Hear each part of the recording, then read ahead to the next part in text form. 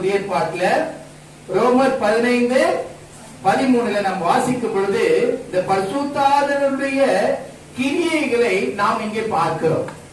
அப்ப நாம் வாசிக்கும் பொழுது அங்க சொல்லப்பட்ட வார்த்தைகள் என்னவென்றால், பரிசுத்த ஆவியின் பலத்தினாலே உங்களுக்கு நம்பிக்கை பெருகும்படிக்கு. என்ன பெருகுமா? அப்போ இன்னும் நான் கிறிஸ்துவுக்குள்ள முழுமையான நம்பிக்கையில நான் இருக்குல்ல அப்படின்னு நம்ம நினைக்கிறவங்க, ஆண்டவரே உங்களுடைய ஆவி எனக்கு என்ன பண்ணுங்க தாங்க, நான் இன்னும் நம்பிக்கையுள்ளவர்களா இந்த பூமியில ஜீவிக்கணும், உண்மை நான் சார்ந்து ஜீவிக்கணும், உண்மை நோக்கி நான் கூப்பிடும் போது நீர் எனக்கு மறு உத்தரவு அருளி செய்கிறவராய் அன்று காணப்படணும் என்ற ஒரு நம்பிக்கை நமக்குள்ள வேணும். அல்லேலூயா. அப்ப பாருங்க, இந்த பரிசுத்தாவினுடைய ஒத்தாசையினாலே நமக்குள்ள நம்பிக்கை என்ன பண்ணுமா? பெருகும். அந்த நம்பிக்கையினாலதான் அந்த சொல்லப்பட்ட வார்த்தையை கவனிங்க. நம்பிக்கையின் தேவன் விசுவாசத்தினால், நம்பிக்கையின் தேவன், நீங்க அவரை பரிசுத்தாவினர் கொண்டு அவர் மேல நம்புறீங்க.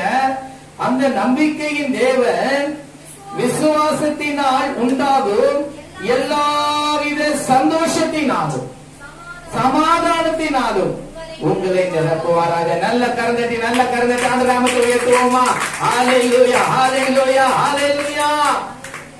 பரிசுத்தாவியருடைய ஒத்தாசையை கொண்டு நாம் கிறிஸ்துவினுடைய மேல் நம்பிக்கை வைக்கும் போது அந்த நம்பிக்கையின் தேவன் நம்ம என்ன பண்ணுவாராம்? விசுவாசத்தினால் உண்டாகும் சந்தோஷத்தினாலும் சமாதானத்தினாலும் நம்மை நிரப்புவாராம். ஹல்லேலூயா. நல்ல கவனிக்கணும். எபிரேயரை நாம் வாசிக்கும் பொழுது என்ன வாசிக்கிறோம்? 11ஆம் அதிகாரம் எடுத்து வாசிங்க. எபிரேயர் 11ஆம் அதிகாரம். விசுவாசமானது நம்பப்படுகிறவர்களின் உறுதியும் காணப்படாதவர்களின் நிச்சயமாயிருக்கிறது. அப்படின்னா நாம் எதிர்பார்க்காத ஒரு காரியத்தை நமக்குள்ள நடப்பிக்கிறவர் தான் இந்த பரிசுத்த ஆவியானவர். நமக்குள்ளே நம்பிக்கையை அவர் என்ன பண்ணுவாராம்? அவர் இன்னும் அவர் வருவிக்க அவர் வல்லவராய் இருக்கிறார். அல்லேலூயா. நம்பிக்கை இல்லாத சூழ்நிலையிலே அந்த நம்பிக்கையினாலே உங்களை உறுதிப்படுத்தும்படியாக தைரியப்படுத்தும்படியாக தான் இந்த பரிசுத்த ஆவியானவர் உங்களுக்குள்ள வாசம் செய்கிறார். ஹல்லேலூயா, ஹல்லேலூயா. காணாத விசுவாசிக்கிறவனே பாக்கியவான் என்று சொல்லப்படுகிறது. கண்டு விசுவாசிகளை காட்டிலும் காணாத விசுவாசிக்கிறவர்கள் பாக்கியவான். அப்ப காணாதவரை நாம் விசுவாசிக்கிறபடினாலதான் நமக்குள்ளே எல்லாவற்றினாலும் பெற்றுக்கொள்ள முடியும். ஹல்லேலூயா. இந்த பரிசுத்த ஆவியானவர் மிகவும் அவசியம். இந்த பரிசுத்த ஆவியானவர் தான் நமக்குள்ள நம்பிக்கை பெறுகிறது. நம்பிக்கையினாலே அங்கே சமாதானமும் சந்தோஷமும் பெறுகிறது. அது நிறைவாய் உண்டாகிறது என்பதை நாம் இதில் பார்க்கிறோம். அது மாத்திரமில்லை, அங்கே நாம் தொடர்ந்து அங்கே பார்க்கும் பொழுது அடுத்த வசனத்தை நாம் வாசிப்போமானால், என் சகோதரரே நீங்கள் நற்குணத்தினால் நிறைந்தவர்களும். எப்படிப்பட்ட குணம்? இந்த பரிசுத்தனுடைய கிரியைகளை நாம் அறிந்து கொள்ளணும். சகோதரரே, என் சகோதரரே நீங்கள் நற்குணத்தினால் நிறைந்தவர்களும் சகல அறிவினாலும் நிரப்பப்பட்டவர்களும். நற்குணம், அறிவு நிரப்பப்பட்டவர்களும் ஒருவருக்கொருவர் புத்தி சொல்ல வல்லவர்களுமாய் இருக்கிறீர் என்று நானும் உங்களை குறித்து நிச்சயித்திருக்கிறேன். ஃபர்ஸ்ட் நம்பிக்கை, இரண்டாவது விசுவாசம், மூணாவது அவர் சொல்ற நற்குணம், நாலாவது அறிவு, ஐந்தாவது புத்தி. ஹல்லேலூயா, ஹல்லேலூயா. பரிசுத்த ஆவியானவருடைய ஒத்தாசை கொண்டு நாம் செயல்படும் போது ஆட்டோமேட்டிக்கா நம்பிக்கை நமக்குள்ள பெருகும், விசுவாசம் பெருகும். அது மாத்திரமல்ல, சமாதானம் சந்தோஷம் தேடி வரும். அது மாத்திரமல்ல, நற்குணம் நமக்குள்ளே காணப்படும். அது மாத்திரமல்ல, நாம் அறிவினால் தேற்றப்படுவோம். அல்லேலூயா. அறிவினால் நாம் என்ன பண்ணுவோம்? நிரப்பப்படுவோம். அநேகருக்கு நாம் புத்தி சொல்வதாய் காணப்படுவோம். இந்த பரிசுத்த ஆவியினுடைய நிறைவு நமக்குள்ளே அவசியம். இப்ப கேட்டுக்கணும், ஆண்டவரே உங்களுடைய நல்ல ஆவியங்களை செம்மையான வழியில நடத்தி செல்லட்டும். ஏன்னா தேவனுடைய ஆவி இல்லாதவன் தேவனுடையவன அல்ல. தேவனுடைய ரகசியங்களை நாம் அறிந்து கொள்ள வேண்டும் என்றால் இந்த பரிசுத்த ஆவியினுடைய ஒத்தாசை வேண்டும். ஏனென்றால் அவர் மறைபொருளை வெளிப்படுத்துகிற தேவன். வேதத்தில் நம்ம ஆதியாகமத்தில் வாசிக்கும் பொழுது தேவன் வானத்தை பூமி உண்டாக்குறதுக்கு முன்னாடியே அவர் பரிசுத்த ஆவியை என்ன பண்ணாராம்? ஜனத்தின் மேலே அசைவாடினார் என்று சொல்லப்பட்டிருக்கிறது. அல்லேலூயா. அதனால தேவனுடைய பிள்ளைகளே, நாம் பரிசுத்த ஆவியுடைய ஒத்தாசை கொண்டு இயேசு கிறிஸ்துவின் மேலுடைய நம்பிக்கையினாலே நாம் பெருகவும், அது மாத்திரமல்ல விசுவாசத்திலே வளரவும், அது மாத்திரமல்ல சந்தோஷத்தினாலும் சமாதானத்தினாலும் நிரப்பப்படவும், அது மாத்திரமல்ல நமக்கு என்ன உண்டாகிறது? நற்புத்தி, அறிவு எல்லாம் உண்டாகிறது. இதை நம்ம என்ன பண்ண நற்குணம். அதாவது கிறிஸ்துவின் சிந்தை உங்களுக்குள்ளே. அப்ப கிறிஸ்து என்ன என்ற அர்த்தம்? அபிஷேகம் பண்ணப்பட்டவர். அல்லேலூயா. நாம் அபிஷேகம் பண்ணப்பட்டவர்களா என்றால், நாம் ஆவியால் நிரப்பப்பட்டவர்களா இருந்தோமானால் கிறிஸ்துவனுடைய நற்கிரியைகள் நமக்குள்ள காணப்படும். இது நிமித்தம் தான் நாம் அவருடையவர்கள் என்பதை நம்ம சுற்றிலும் இருக்க ஜனங்கள் அறிந்து கொள்வார்கள். அல்லேலூயா. நல்ல கவனிங்க, சாதாரணமான ஒரு வார்த்தை தான், ஆனா அதுக்குள்ள அநேக மறைபொருள் உண்டு. அது மாம்சிகேற்ற ஒரு மனுஷன் அதே பண்ண என்ன பண்ண முடியாது, அறிய முடியாது. ஆவிக்குரியவனோ எல்லாவற்றையும் நிதானித்து அறிந்து அதன்படி செயல்படுவனாய் காணப்படுவான். ஹல்லேலூயா. அதனால்தான் ஜாக்கிரதையா இருக்கணும். மாம்சத்துக்கு ஏற்றபடி நம்முடைய சரீரத்தை என்ன பண்ணக்கூடாது? ஒப்பு கொடுக்க கூடாது. ஹல்லேலூயா. அப்போது நமக்கு பலவீனம் தான் நேரிடும், அவமானம் தான் நேரிடும், நிந்தை தான் நேரிடும். ஹல்லேலூயா. நாம் ஜாக்கிரதையா இருக்கணும். நாம் எப்படியா இருக்கணும்? பரிசுத்த ஆவியினாலே நிரப்பப்பட்ட ஒரு அனுபவம் நமக்குள்ள காணப்படணும். நம்பிக்கை நமக்குள்ளே பெருகப்படணும். விசுவாசம் உள்ளதாக நாம் காணப்பட வேண்டும். சமாதானம் சந்தோஷம் நமக்குள்ளே நிறைவாய் உண்டாக வேண்டும். அது மாத்திரமல்ல, நற்குணம் நமக்குள்ளே காணப்பட வேண்டும். அறிவினாலும் நிரப்பப்பட்டவர்களாய் ஒருவருக்கு ஒருவர் புத்தி சொல்வர்களாய் காணப்பட வேண்டும். எல்லாத்துக்கும் இந்த பரிசுத்த ஆவியானவர் தான். அல்லேலூயா. அதனால்தான் பரிசுத்த ஆவியானவர் என்ன பண்ணுங்க? பெற்றுக் கொள்ளுங்க. கர்த்தருடைய ஆவியானவர் எங்க உண்டு அங்க விடுதலை உண்டு. என்ன விடுதலை? நான் பாவத்துக்கு என்ன பண்ண மாட்டேன்? போராட மாட்டேன். அல்லேலூயா.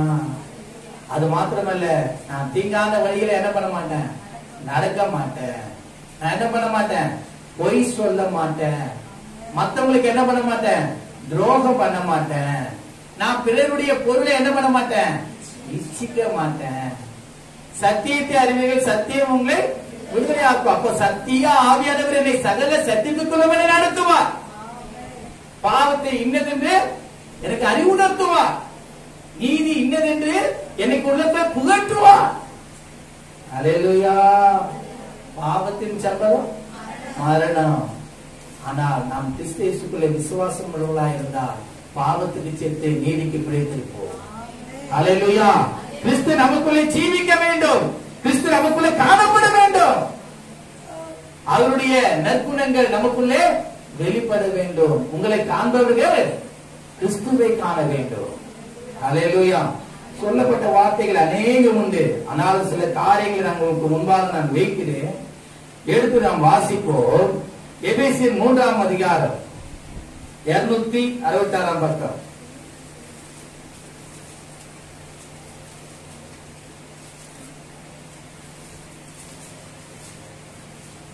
எபேசியர் 3ஆம் அதிகாரம் 15 21 வசனங்களை நாம் வாசிக்கும் பொழுது, நம்முடைய கர்த்தராயிருக்கிற இயேசு கிறிஸ்துவினுடைய பிதாவை நோக்கி முழங்காற்படியிட்டு, யார்கிட்ட? ஏன் அப்படி சொன்னாரு? இயேசு கிறிஸ்துவே சொன்னாரு, நீங்கள் என் நாமத்தினால் எதை கேட்பீர்களோ பிதாவாகிய தேவன் அதை உங்களுக்கு தந்தருவார். அந்த சொன்ன வார்த்தை சொல்றாரு, பரிசுத்த ஆவியானவர் உங்களுக்கு தருவாரு. ஹல்லேலூயா. நல்ல கவனிங்க, இங்க சொல்லப்பட்ட வார்த்தைகள் நம்முடைய கர்த்தராயிருக்கிற இயேசு கிறிஸ்துவின் பிதாவை நோக்கி முழங்கால் படியிட்டு நீங்கள் அவருடைய ஆவியினாலே, யாருடைய ஆவியினாலே? கிறிஸ்துவினுடைய ஆவியினாலே. ஹல்லேலூயா. நம்ம ஆவி, ஆத்துமா, சரீரம் தேவனுக்கு முன்பாக குற்றமற்றதாக இருக்க வேண்டும். அதே தேவனுடைய ஆவியானவருடைய நழுத்துதல் நிமித்தம்னா நாம் அதை பரிசுத்தமா என்ன பண்ண முடியும்? காத்து கொள்ள முடியும். ஹல்லேலூயா. இங்கே நாம் பார்க்கும் பொழுது நம்முடைய கர்த்தராய் இருக்கிற இயேசு கிறிஸ்துவினுடைய பிதாவை நோக்கி முழங்கால் படியிட்டு நீங்கள் அவருடைய ஆவியினாலே உள்ளான மனுஷனே வல்லமையால் பலப்படுவோம். உள்ளான மனுஷனுக்குள்ள வல்லமையாய் பலப்படவும் விசுவாசத்திலே கிறிஸ்து உங்கள் இதயங்களில் விசுவாசித்தால் தேவனுடைய மகிமை விசுவாசிக்கிறவனுக்கு எல்லாம் விசுவாசிக்கிறவன் மரித்தாலும் எஸ். இதெல்லாம் யாரு நம்மளை தைரியப்படுத்துறது?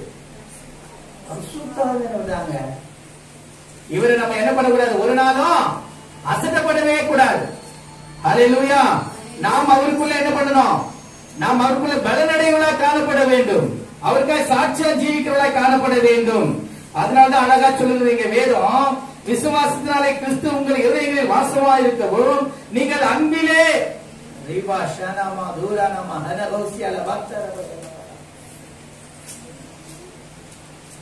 நீங்கள் அன்பிலே வேரூன்றி நிலை பெற்றவர்களாகி சகல பரிசுத்தவான்களோடு கூட கிறிஸ்துவினுடைய அன்பின் அகலம், நீளம், ஆழமும் உயரமும் இன்னதென்று உணர்ந்து. ஹல்லேலூயா. எப்படி இந்த அறைக்குள்ள உயரம், அகலம், இன்னும் ஆழம் எல்லாம் காணப்படுவதோ, கிறிஸ்துவுக்குள்ளும் இருக்கிற அந்த அன்பின் அகலம், ஆழம், உயரம் இன்னதென்று பகுத்தறிந்தவர் தான் இந்த ஆவியானவர். அப்ப இந்த ஆவியானவர் நமக்குள்ளே இருந்தால் கிறிஸ்துவனுடைய அன்பு நமக்குள்ள என்ன பண்ணும்? பூரணப்படும். அதனால்தான் அவர் அழகா சொல்றாரு, என்ன சொல்லப்பட்டிருக்குது? சகல பரிசுத்தவான்களோடு கூட, யாரோடு கூட? உங்களோடு கூட இருக்கிற, உங்களோடு பழகுற எல்லா ஊழியக்காரர்களோடு கூட கூட சொல்றேன். ஒரு தேவனுடைய அன்பு எப்படியா? சகல பரிசுத்தவான்களோடு கூட கிறிஸ்துவனுடைய அன்பின் அகலம், ஆழம், நீளமும் ஆழமும் உயரமும் என்னதென்று உணர்ந்து அறிவிக்கட்டாத அன்பை அறிந்து கொள்ள வல்லவர்களாகவும். எப்படிப்பட்ட அன்பு? அறிவு கெட்டாத அன்பை அதை அறிந்து கொள்ளவும் வல்லவர்களாகவும் தேவனுடைய சகல பரிபூரணத்தினாலும் நிறையப்படவும் அவர் தமது மகிமையினுடைய ஐஸ்வர்யத்தின்படியே உங்களுக்கு அனுக்கிரகம் பண்ண வேண்டும் என்று வேண்டிக் கொள்ளுகிறேன். ஹல்லேலூயா. கிறிஸ்துவின் ஆவி உங்களுக்குள்ளே இருக்கணும். கிறிஸ்துவனுடைய அன்பு உங்களுக்குள்ளே இருக்க வேண்டும். கிறிஸ்துவனுடைய அன்பினாலே நீங்க என்ன பண்ணணும்? ஒருவரை ஒருவர் தேய்ச்சணும், ஒருவரை அறை கழிக்கணும், ஒருவர் குறைவுண்டானால் அவர்களுக்கு நீங்க உதவி செய்வர்களாய் காணப்பட வேண்டும். ஹல்லேலூயா. இயேசு கிறிஸ்து நன்மை செய்கிறவராகவே சுற்றி திரிந்தார். ஹல்லேலூயா. அவர் சொல்றார், எடுத்து வருகிறவரை நான் ஒரு நாளும் அவர் ஜாதி மதம் பார்க்கிற தேவன் அல்ல. கானானி ஸ்ரீ வர வந்து ஆண்டவர்கிட்ட கேட்கிறார், ஆண்டவரே என் மகள் என்ன பண்ண வியாதியில ரொம்ப வியாதியின் கொடுமையில இருக்கிறா, அவனுக்கு விடுவிக்கும்படியா வாங்கன்னு சொல்றாரு. ஆண்டவர் அவருடைய விசுவாசத்தை பெருக்க முடியாதான்னு சொல்றாரு. நான் இஸ்ரவேல் வீட்டாருக்கு, காணாத போன இஸ்ரவேல் வீட்டாருக்கு வந்து வேற இருக்க நான் என்ன பண்ண வரலன்னு சொல்றாரு. அந்த அம்மா சொல்றாங்க, மேஜை மேல வைக்கப்பட்ட துணிக்கைகளை கீழே விழுந்தா நாய்க்குட்டி என்ன பண்ணும்? சாப்பிடுமே அப்படின்னு சொல்லி தானே தாழ்த்தினார். ஹல்லேலூயா. நமக்குள்ள விசுவாசம் பெருகுனுங்க. அந்த ஆவியானவரால் தான் நம்ம எல்லாவற்றையும் செய்ய முடியும். கிறிஸ்துவனுடைய அன்பின் அகலம், ஆழம், உயரம் இன்னதுக்கு அறிய முடியும். அந்த அன்பினால தான் நம்ம ஒருவர் என்ன பண்ண முடியும்? தேற்ற முடியும். இந்த அம்மாவுடைய விசுவாசம் பெருகும்படியாய் தான் இயேசு கிறிஸ்து அப்படிப்பட்ட வார்த்தையை என்ன பண்ணார்? அவளுக்கு முன்பாக வெளிப்படுத்தினார். அந்த அம்மா உடனே சொல்றாங்க, தன்னை தாழ்த்தினார். உடனே சொல்றாரு, விசுவாசம் பெரியது போன்று விரும்பினபடியே உனக்கு ஆக கடவுள் சொல்றார். நம்ம அவரை நம்பி வந்துட்டோம்னா அவர் ஒரு நாளும் அவரை அவங்களை என்ன பண்ண மாட்டார்? அவரை தள்ளி விடவே மாட்டார், கைவிடவே மாட்டார். அவர்கள் மேல் அவர் நோக்கமாக இருப்பார். அவருடைய தேவைகள் இன்னதென்று அறிந்து அவளுக்கு வாழ்க்கை செய்வார். அவர் நடந்து கொண்டே இருக்கிறாரு. இளம்பெருமை அழுது கொண்டு இருக்கிறார். அந்த அம்மா கிட்ட போய் சொல்றாரு, நிக்கிற பொழுது எல்லாரும் சொல்றாங்க, ஒரே ஒரு மகன், கணவன் இல்ல, இருந்த ஒரே ஒரு மகன், அவங்களுக்கு விசாரிக்கிறவங்க யாரும் இல்ல. ஹல்லேலூயா. நல்லா கவனிங்க. அப்ப போறப்போ அந்த அம்மாவை போய் விசாரிக்கிற பார்த்தா எல்லாம் சொல்றாங்க, இருந்த ஒரே மகன் அவனை இறந்து போயிட்டாங்க. இனிமேல் அந்த மகளை, அந்த தாயாரை யாரு விசாரிப்பாங்க, யாரு போஷிப்பாங்க, யாரு காப்பாற்றுவாங்க? ஒரு மனக்கடக்கத்தோடு அந்த அம்மா அழுதுன்னு இருக்கப்போ ஆண்டவர் என்ன பண்ணாரா? அங்க போய் அந்த மகளுடைய கண்ணீரை அறிந்து அந்த அவருடைய மகனுடைய பாடை என்ன பண்ணாரா? எவ்வளவு தரிசனம் உள்ள தேவன் பாருங்க. அது மாத்திரமல்ல, 38 வருஷமா வியாதியா ஒரு மனுஷன் என்ன பண்ணுவான்? படுக்கையிலே கிடந்தான். யாரும் அவனுக்கு என்ன பண்ணல, உதவி செய்யல. அந்த நேரத்திலும் அவனை தேடி போய் அவனுடைய தேவை இன்னதென்று அறிந்து நான் உனக்கு என்ன செய்ய வேண்டும் என்று கேட்கிறார். ஆண்டவரே என்ன பண்ணோம்? குணமடையணும் அப்படின்னு கேட்க சொல்றாரு. படுக்கை எடுத்துக்கொண்டு நம்முடைய தேவையில் இன்னதென்று அறிந்த தேவன், அவர் அன்புள்ளவராய் இருக்கிறார். அந்த அன்பு நமக்குள்ளே பூரணப்பட வேண்டும் என்றால் அவருடைய ஆவியானவர் நமக்குள்ளே என்ன பண்ணணும்? வாசம் செய்யணும்.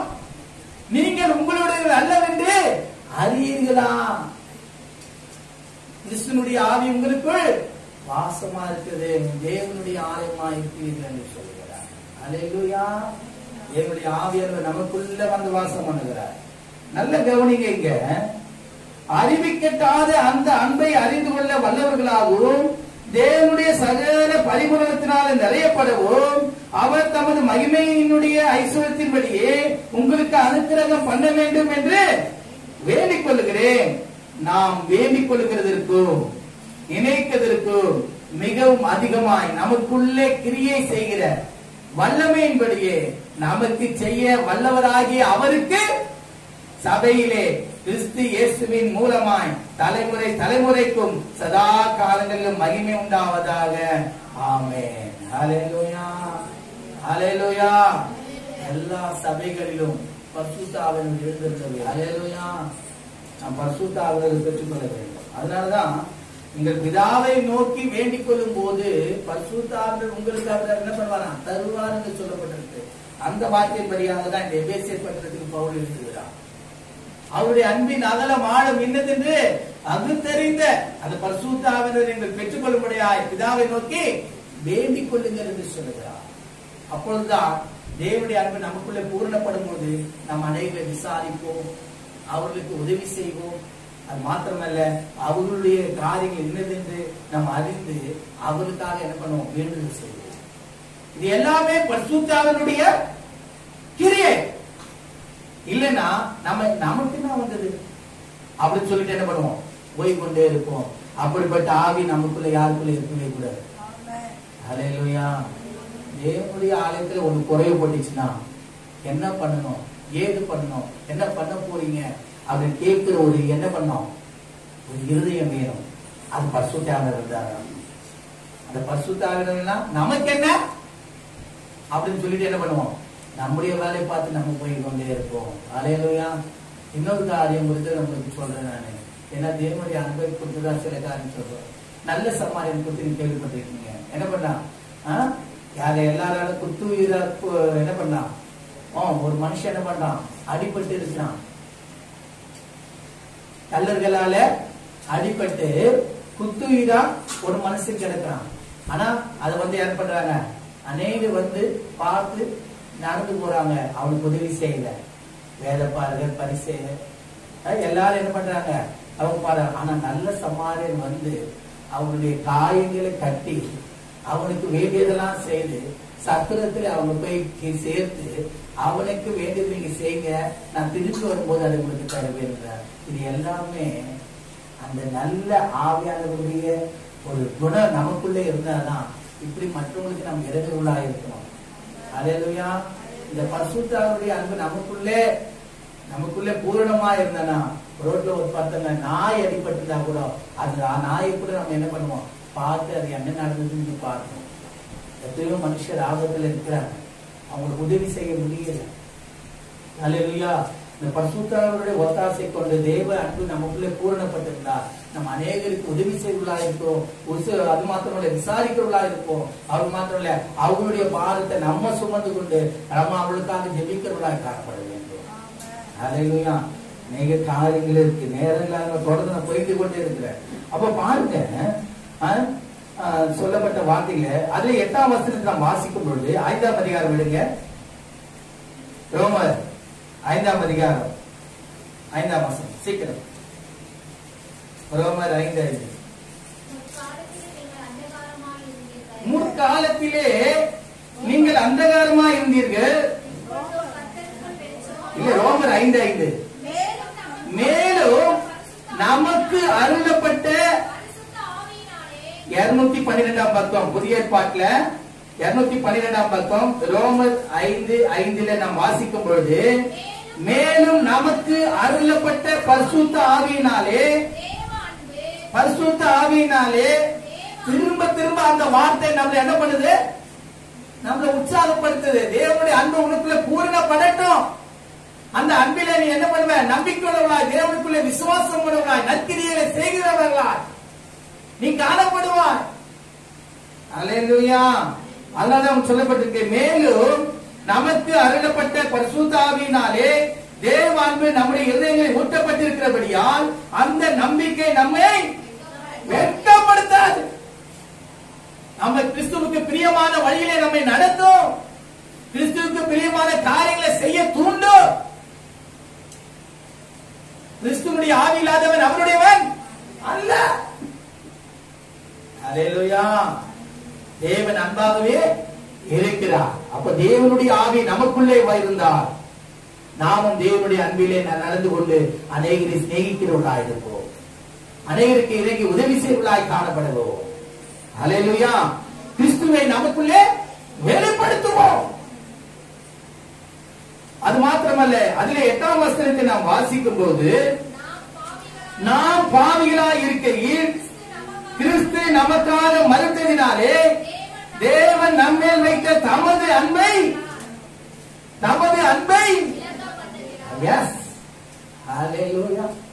பாவத்தின் சம்பளம் மரணம். அந்த மரணத்தின் அதிகாரியாகிய பிசாசானவனை தமது மரணத்தினாலே என்ன பண்ணாரு, ஜெயித்தான். அல்லேலூயா. தேவ அன்பு நமக்குள்ள ஊற்றப்பட வேண்டும் என்றால் தேவனுடைய ஆவி நமக்குள்ள என்ன பண்ணணும், நிரப்பப்படணும். அப்ப தேவனுடைய ஆவியினால நான் நிரப்பப்பட்டு இருப்போமானால் நாம் அநேகருக்குள்ளே நற்சாட்சி பெற்றவர்களாய் காணப்படுவோம். நம்மை காண்பவர்கள் கிறிஸ்துவை காண்பார்கள். அல்லேலூயா. அது நாம் தொடர்ந்து அதில் வாசிக்கும் பொழுது 8ஆம் அதிகாரம் 1-2 வசனத்தை வாசிப்போம். ரோமர் 8:1-2. ஆனபடியால் கிறிஸ்து இயேசுவுக்கு உட்பட்டவர்களாய் இருந்து மாம்சத்தின்படி நடவாமல் ஆவியின்படியே நடக்கிறவர்களுக்கு ஏனென்றால் தேவ அன்பு உனக்குள்ளே இருக்கிறது. அதனாலே நீ நற்கிரியைகளை செய்கிறவளா, தேவனுக்கு பிரியமானவளாய் நடக்கிறபடினாலே, ஒரு பொல்லாப்பையும் செய்யாதபடினாலே உனக்கு ஆக்கின தீர்ப்பு இல்லை. அல்லேலூயா. நீ பாவம் செய்ய மாட்ட, நீ அநியாயம் செய்ய மாட்ட, தேவனுடைய வசனத்தை கேட்டு அதன்படி நடக்கிறவளாக இருப்ப. அதனால உனக்கு நியாய தீர்ப்பு இல்ல, ஆக்கின தீர்ப்பு இல்ல. கிறிஸ்து இயேசுவினாலே ஜீவனுடைய ஆவின் பிரமாணம் என்னை பாவம் மரணம் என்பவர்களின் பிரமாணத்தினின்று விடுதலையாக்கிட்டு. அல்லேலூயா. அல்லேலூயா. நாம் விடுதலையானோம். இன்னும் நான் பாவத்திலே சிக்கிக்கொண்டு மற்றவர்களை துரோகப்படுத்தி மற்றவர்களுக்கு விரோதமாய் பேசி மற்றவர்களை குற்றப்படுத்தி மற்றவர்களுடைய பொருளை இச்சித்து நமக்குள்ளே பெருமை பாராட்டுகிற ஒரு தன்மைலாம் இருந்தனா தேவனுடைய ஆவியானவர் நமக்குள்ளே இல்லை என்பதுதான் அர்த்தம். அல்லேலூயா. இந்த பரிசுத்த ஆவியானவரை நாம் பெற்றுக்கொள்ள வேண்டும். அவருடைய பலத்தினாலே நாம் பிசாசை என்ன பண்ணோம்? எதிர்த்து நிற்கலாய் காணப்பட வேண்டும். அதிலே 6ஆம் வசனத்தை வாசிப்போமானால், மாம்சத்தின் சிந்தை மரணம், ஆவின் சிந்தையோ ஜீவனும் சமாதானமுமா. அல்லேலூயா. ஜீவனும் சமாதானம் என்று சொல்லுகிறார். அது மாத்திரமல்ல, அங்கே நாம் தொடர்ந்து வாசிக்கும் பொழுது எடுத்து வாசிக்கலாம். கலாத்தியர் 2ஆம் அதிகாரம் 20ஆம் வசனத்தை வாசிக்கலாம். கலாத்தியர் 2:20, பக்கம் 259. புதிய ஏற்பாட்டுல 259 வாசிங்க. கிறிஸ்துவுடனே கூட சிலுவையில் அறையப்பட்டேன், ஆயினும் பிழைத்திருக்கிறேன். இனி நான் அல்ல, கிறிஸ்துவே எனக்குள்ளே பிழைத்திருக்கிறார். நான் இப்பொழுது மாம்சத்திலே பிழைத்திருக்கிறதோ என்னில் அன்பு கூர்ந்து எனக்காக தம்மை தாமே ஒப்பு கொடுத்த தேவனுடைய குமாரனை பற்றும் விசுவாசத்தினாலே பிழைத்திருக்கிறேன். நான் தேவனுடைய கிருபையை விருதாவாக்குறதில்லை. நீதியானது நியாயப்பிரமாணத்திலே வருமானால் கிறிஸ்து மரித்தது வீணாயிருக்கும். அல்லேலூயா, அல்லேலூயா. அந்த பாவத்தின் சம்பளம் மரணம். அந்த மரணத்தின் அதிகாரியாகிய பிசாசனை தம்முடைய மரணத்தினாலே அவர் ஜெயித்ததினாலே நியாயப்பிரமாணத்துக்கு நாம் என்ன பண்ணோம்? நீங்களாக்கப்பட்டிருக்கிறோம். அப்படி ஆவி பிரமாணம் அந்த பாவ மரணத்தில் இருந்து நம்மளே விடுவிக்கப்பட்டிருக்கிறது. அல்லேலூயா. அதனால்தான் நாம் தேவனுக்கு என்று பிழைத்திருக்கலாம். இனி நான் அல்ல, கிறிஸ்துவே எனக்குள்ளே வாழ்கிறார், பிழைத்திருக்கிறார் என்பதுதான் நாம் வெளிப்படுத்த வேண்டும். அல்லேலூயா. அதனால் மாத்திரமல்ல, இன்னும் சொல்லப்பட்ட வார்த்தையை கவனிங்க. 1 யோவான் 5ஆம் அதிகாரம் 20ஆம் வசனம். 1 யோவான் 5:20 சீக்கிரம் வாசிங்க.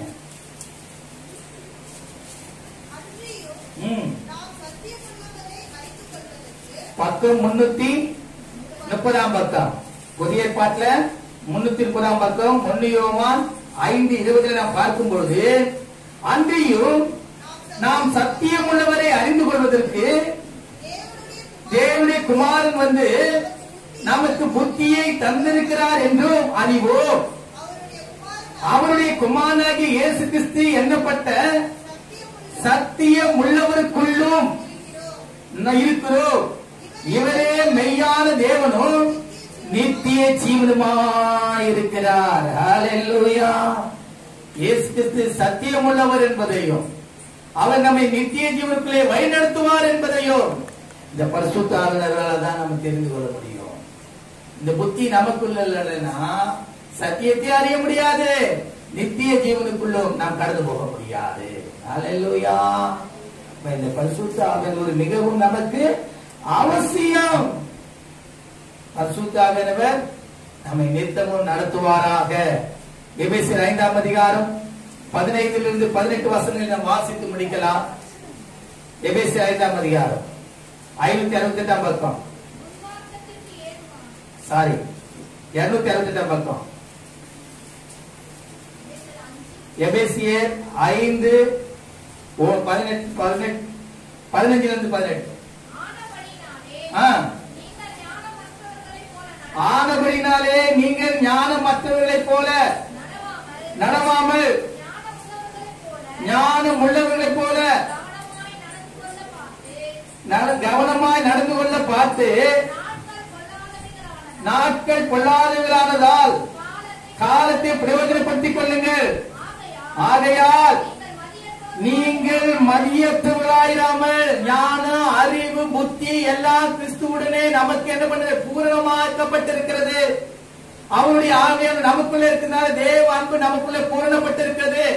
இது நிமித்தம் நற்கிரியை நமக்குள்ளே காணப்படுகிறது. இது நிமித்தம் பாவத்துக்கு நாம் விலகி ஓடுகிற ஒரு வாழ்க்கை நமக்குள்ள காணப்படுகிறது. அதனால என்ன சொல்றாரு? ஞானம் மற்றவர்களை போல நடவாமல் ஞானம் உள்ளவர்களாய் போல கவனமாய் நடந்து கொள்ள பார்த்து நாட்கள் கொள்ளாதவர்களானதால் காலத்தை பிரயோஜனப்படுத்திக் கொள்ளுங்கள். ஆகையால் நீங்கள் மணியற்றவர்களாயிராமல் கர்த்தருடைய சித்தம் இன்னதென்று உணர்ந்து கொள்ளுங்கள். துன்மார்க்கத்துக்கு ஏதுவான மதுவான வெறி கொள்ளாமல் ஆவியினாலே நிறைந்து. அல்லேலூயா. ஆவியினால்தான் நிரப்பப்படணும். ஆவியினால் நிறைந்து சங்கீதங்களினாலும் கீர்த்தைகளினாலும் ஞானப்பாட்டுகளினாலும் ஒருவருக்கு ஒருவர் புத்தி சொல்லிக் கொண்டு உங்கள் இருதயத்திலே கர்த்தரை பாடி கீர்த்தனை பண்ணி நம்முடைய கர்த்தராகிய இயேசு கிறிஸ்துவின் நாமத்தினாலே எப்பொழுதும் எல்லாவற்றுக்காகவும் பிதாவாகிய தேவனை ஸ்தோத்திரித்து தெய்வ பயத்தோட, என்ன பயம்? தெய்வ பயத்தோட ஒருவருக்கு ஒருவர் கீழ்ப்படிந்திருங்க. ஒருவருக்கு ஒருவர் எதிர்த்து பேசாதிருங்க. அல்லேலூயா. நம் கிறிஸ்து இயேசுக்குள்ள எல்லாவற்றிலும் தேர்வுள்ளாய் காணப்பட வேண்டும். அல்லேலூயா. அந்த அளவு கெட்டாத அன்பை நாம் தரித்துக் கொண்டவர்களாய் காணப்பட வேண்டும். கிறிஸ்து நமக்குள் இருக்கிறார் என்பதை அநேக ஜாதி ஜனங்கள் அறிய வேண்டும். அதே 3ஆம் அதிகாரம் எபேசியர் 3:19 நாம் வாசிக்கும் பொழுது, அறிவிக்கெட்டாத அந்த அன்பை அறிந்து கொள்ள வல்லவர்களாகவும் தேவனுடைய சகல பரிபூரணத்தினாலும் நிறையப்படவும் அவர் தமது மகிமையுடைய ஐஸ்வர்யத்தின்படியே உங்களுக்கு அனுக்கிரகம் பண்ண வேண்டும் என்று வேண்டிக் கொள்ளுங்கள். அல்லேலூயா. அவர் அனுக்கிரகம் செய்யலைன்னா நம்ம இந்த பூமியில என்ன பண்ண முடியாது? நிற்க முடியாதுங்க. அல்லேலூயா. நாம் பரிசுத்த ஆவியுடைய நிறைவினாலே நாம் காணப்படணும். பரிசுத்த ஆவியுடைய நடத்துதலினாலே நாம் காணப்பட வேண்டும். நம் ஒருவருக்குள்ளே தேவனுடைய அன்பு பூரணப்பட வேண்டும். நமக்குள்ளே நற்கிரியைகள் வெளிப்பட வேண்டும். அல்லேலூயா. நாம் ஒருவருக்கு ஒருவர் பகிர்ந்தோம்னா நாம் தேவனுடைய அன்பு நமக்குள்ளே இல்லை என்றுதான் அர்த்தம். நாம் யாவும் அப்படி எதிர்ப்போமா? ஆவியானவரே எங்களை நடத்துங்க என்று கேட்கும்போது ஆவியானவர் நம்ம சகல சக்திக்குள்ள நம்மை நடத்துவார். அல்லேலூயா. Hallelujah, hallelujah, hallelujah, hallelujah. ஆவியானவரே, அன்பின் ஆவியானவரே, ஏகோவாரும் இறங்கி வாரும் எங்கள் மத்தியிலே. ஏகோவாரும் இறங்கி வாரும் எங்கள் மத்தியிலே. ஆவியானவரே, அன்பின் ஆவியானவரே, ஏகோவாரும் இறங்கி வாரும் எங்கள் மத்தியிலே. ஏகோவாரும் இறங்கி வாரும் எங்கள் மத்தியிலே. பசுத்தீவினிலே பக்தனை கேட்டினிலே. பசுத்தீவினிலே பக்தனை கேட்டினிலே. என்னையும் தேற்றி ஆற்றவாரும் எங்களே செய்யே. அல்லேலூயா. என்னையும் தேற்றி ஆற்றவாரும் எங்கள் சேவையிலே.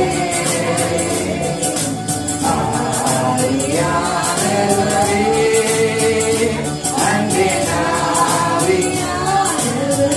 எல்லாரும் கேட்போமா?